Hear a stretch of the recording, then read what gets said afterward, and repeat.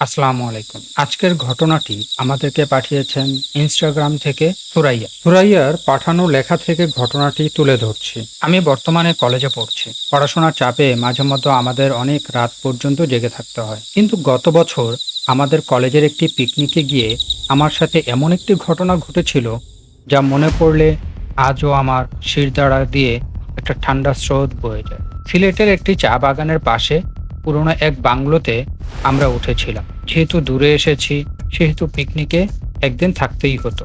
দোতলার একটা বড় ঘরে আমি আর আমার দুই বান্ধবী ছিলাম। ক্লান্ত থাকায় ওরা দ্রুত ঘুমিয়ে পড়ল। আমার চোখে কিছুতেই ঘুম আসছিল না। সাধারণত নতুন জায়গা হলে আমি ঘুমাতে পারি না। রাত তখন আনুমানিক 2:30। চারপাশে নিঝুম, শুধু ঝিঝি পোকার ডাক শোনা যাচ্ছে। এই সময়টা বা এই পরিবেশটা উপভোগ করার মতো।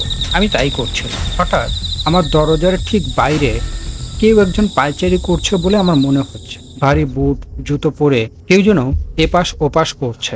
আমি ভাবলাম হয়তো আমাদের কোনো বন্ধু মজা করছে। সাধারণত পিকনিকে আসলে এগুলোই হয়। সাহস করে উঠে গিয়ে দরজা খুললাম, কিন্তু বারান্দায় তেমন কাউকে দেখলাম না। অন্ধকার, হাড় কাঁপানো ঠান্ডা আর নতুন পরিবেশ, এজন্য একটু গা ছমছম করতে। আমি দরজা লাগিয়ে আবার ফিরে আসলাম।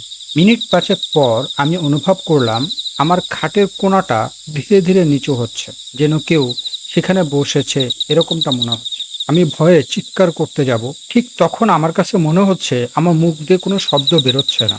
অনুভব করলাম একটা অদৃশ্য হাত খুব ধীরে ধীরে আমার চুলের ভেতর দিয়ে আঙ্গুল চালিয়ে দিচ্ছে, অনেকটা আমরা ছোট বাচ্চাদের আদর করলে যেমনটা হয়। হাতটা অনেকটা বরফের মতো ঠান্ডা। আমি ভয়ে চোখ বন্ধ করে ফেললাম। কিছুক্ষণ পর মনে হলো ছায়াটি আমার কানের কাছে মুখ এনে কিছু একটা ফিসফিস করে বলছে, কিন্তু সেই স্বরের মধ্যে একটা গভীর হাহাকার ছিল।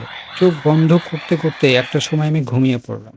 সকালবেলা ঘুম থেকে উঠে পুরো সিনারিওটা যখন আমি মনে করলাম, আমি চেষ্টা করলাম বিষয়টা বোঝার জন্য। কেয়ারটেকারকে ধরলাম, আমি রাতের অভিজ্ঞতা পুরোটাই শেয়ার করলাম। সে দীর্ঘ নিঃশ্বাস ফেলে বাংলোর পিছনে একটা পুরনো কবর দেখিয়ে আঙ্গুল তুলে বলল, 19 শতকে এক ইংরেজ সেনাপতি এই বাংলোতে থাকতেন, যার মৃত্যু হয়েছিল খুব রহস্যজনকভাবে। কথিত আছে তিনি আজও রাতে তার পুরনো ঘরে কাউকে দেখলে এভাবেই তার উপস্থিতি জানান দেন। এখনো যখন আমি গভীর রাতে কলেজে অ্যাসাইনমেন্ট করতে বসি, তখন একা ঘরে ঠান্ডা বাতাসের ঝাপটা লাগলে মনে হয় সেই ছায়াটি হয়তো আজও আমাদের চারপাশে কোথাও দাঁড়িয়ে আছে।